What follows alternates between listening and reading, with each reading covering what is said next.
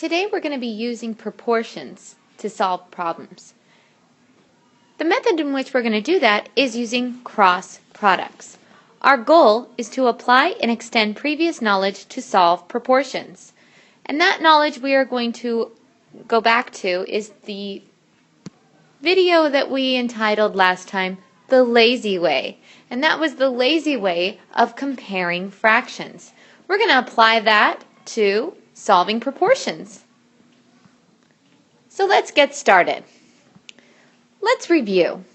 So, the cross products in the proportion are 2 times 6 and 3 times 4. You can use multiplicative inverse to understand why the cross products are equal. So first we remember our lazy way of comparing fractions. 2 times 6 is 12 versus 3 times 4 is 12. That's cross products. We call it cross products because we're multiplying across. And we notice that those are equal, so we know that these ratios or these fractions are also equal. And using multiplicative inverse, we can show you why. Why is that true? Well, let's use it with algebra.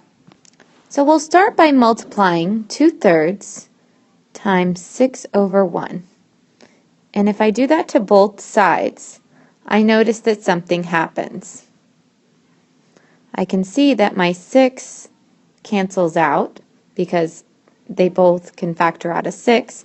And in this case, it can cancel out to 2. So that's my first step. But I don't have to cross-cancel it on both sides. For now, I'm going to leave my 3 in my denominator and my 6 in my numerator and show you another thing that I can do. So how do I get rid of the 3? I can multiply by 3 over 1. 3 over 1.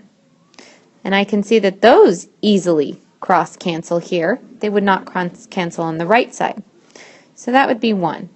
So what I'm left with is 6 times 2, which is the same as 2 times 6, and 4 times 3, which is the same as 3 times 4. So that is actually why this process works. Do you always need to know why? Well, I think it's an important step in really understanding the process. So, let's get started with our nicknamed lazy way of finding cross products. Vocabulary. Cross product property. In words, the cross products of a proportion are always equal. In numbers, we can see that 4 times 15 is 60, and 3 times 20 is also 60. So I can see how my cross products can give me the same answer when the ratios are also equivalent. Now I know that, of course, 3/4 is equivalent to 15/20 because if I multiply both the top and the bottom by 5 over 5, I get 15/20. In algebra, if A over B equals C over D, where B and D, of course, are non-zero numbers because we cannot divide by 0, then A times B is equivalent to B times C. So make sure you have this written down. Go ahead and take a minute to pause this tutorial and write down all these important steps. Let me clear it up a little for you so it makes it a little easier. Go ahead and do that now.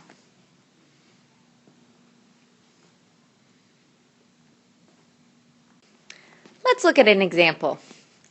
Moonwalking. A person who weighs 105 pounds on Earth would weigh about 17.5 pounds on the moon. About how much would a 60-pound dog weigh on the moon? So, in this case, we have to look at, well, again, remember from the previous tutorials, lining up our nouns. So we have pounds on Earth and pounds on the moon.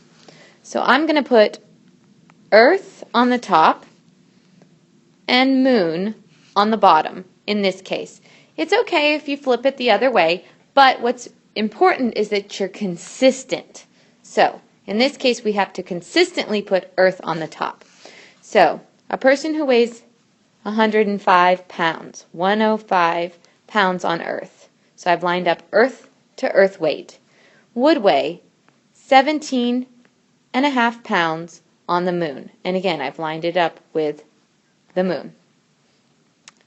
That's equivalent to a ratio for the weight of a dog.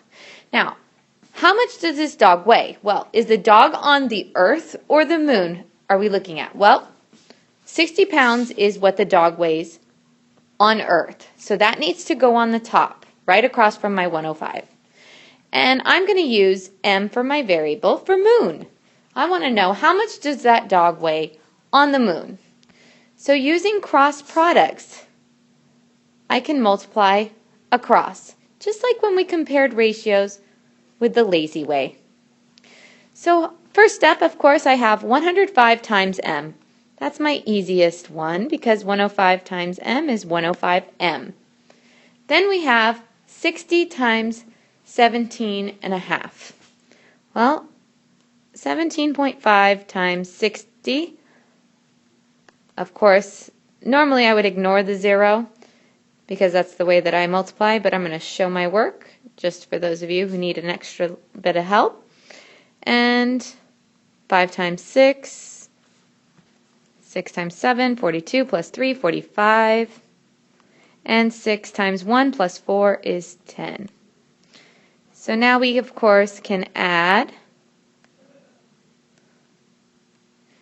And we can maneuver our decimal. We have one decimal place.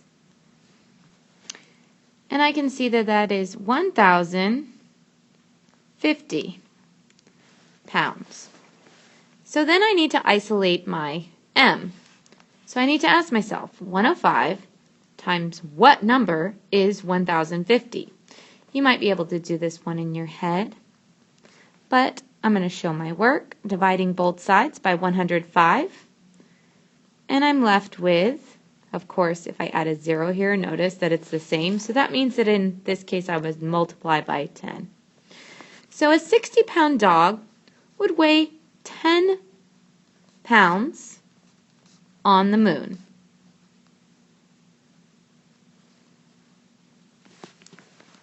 So now I know my ratio.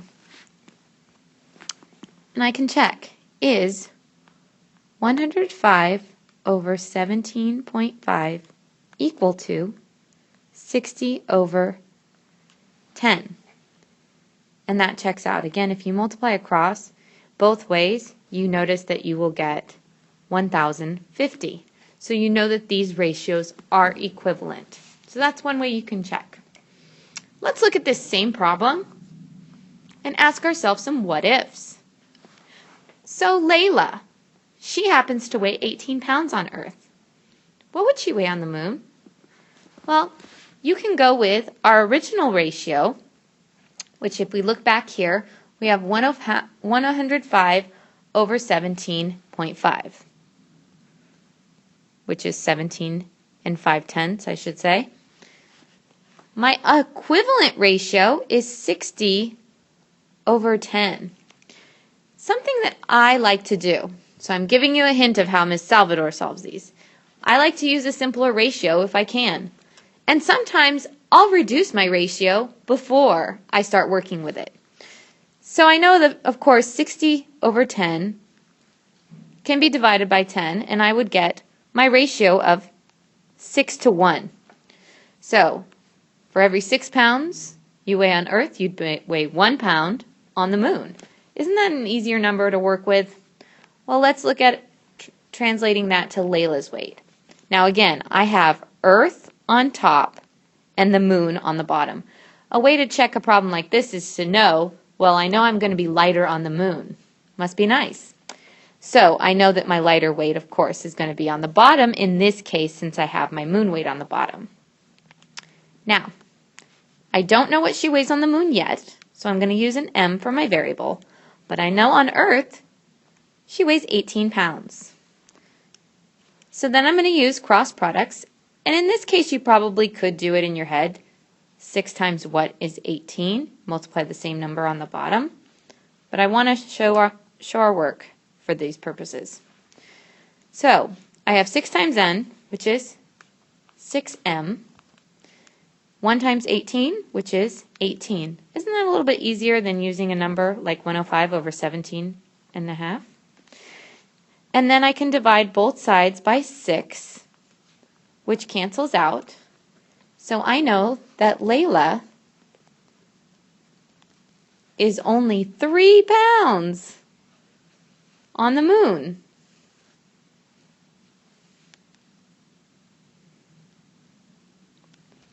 She's very light on the moon. Then again, she's also very light on Earth because she's just a baby. So I hope that strategy also helps you not to just look at ratios as one set value and translate that into another word problem. Just like fractions, they can be reduced. But what's important is that you maintain the ratio's integrity. For example, earth weight to earth weight, moon weight to moon weight. And if you're reducing, remember, make sure you're reducing the fraction first. It's always best to take care of those steps at the beginning. So let's look at one more example. Penguins. The ratio of rockhopper penguins to African penguins at the zoo is 3 to 7. There are 50 penguins in all. How many are rockhoppers? When we analyze a problem like this, we have to do a few things. First, we need to determine the ratio of rockhopper penguins to the total penguins. Because I know that for every 3 penguins, 3 rockhoppers, there are 7 African. I can see it in the background right here. So my ratio is 3 rockhopper to how many total, not African penguin. Well, how many are there total? Well, if 3 are rockhopper and 7 are African, then that would be 3 to 10 as a ratio. So for every 10 penguins, 3 of them are rockhoppers. So it is important that you read word problems carefully in order to determine these kinds of facts. So now I can write and solve a proportion to find the number of rockhoppers. So my ratio is 3 to 10. Whoops. And that is rockhopper to total. Again, I have to maintain the precision of the word problem. So I know that there are 50 in total. So now I have to ask myself, does my 50 go on the numerator or the denominator? Well, if my total is on the denominator, that means 50 needs to be on the denominator. And then I can use a variable. Well, because I'm dealing with rock hoppers, I'll use an R for my variable. Now I have a problem, I can use proportions. Again, you could probably do this in your head, some of you, but I want you to practice writing out the steps in your notes. So we have the lazy way. So we have 3 times 50, which would give us 150. And we have 10 times R, which would give us 10R. And what's important is that we ask ourselves, 10 times what is 150? Well, if I isolate the R, divide both sides by 10 by doing that, I get there are 15 rockhoppers. Those are those cute little penguins with the funny little feathers on their heads. So out of 50, there would be 15 rockhopper penguins at the zoo. So I hope this helps you think about ratios in alternative ways. Now it's your turn. Use cross products to solve the proportions. So you have 30 over 6 equals what over 7? Again, make sure you're showing your work using cross products. 3 over x is 4 over 28. Again, be careful. 5 over 20 equals 3 over d. Another thing I want to point out, it is okay to reduce fractions first and then compare and use cross products. But if you're doing that in your notes, I want you to show your work. If you don't want to do that, you don't have to. Keep in mind, both are acceptable ways. If a 60-pound dog weighs 10 pounds on the moon, how much would a 9,000-pound elephant weigh on the moon? So now it's your turn to ask a what if. Instead of going smaller, now you're going to go bigger. How much would an elephant weigh on the moon? Do you think you'd be able to lift an elephant on the moon? Here's your chance to find out. Go ahead and take a minute to pause the tutorial and carefully use cross products to solve the proportions.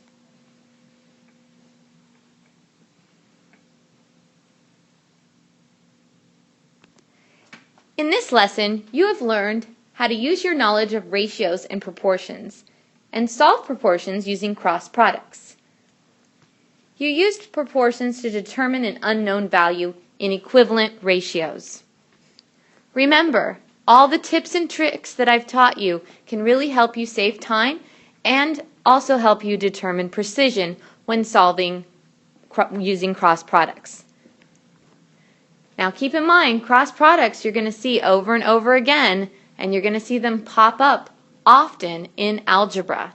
So remember, cross products aren't just for the birds. They're for all of us too. Good job today.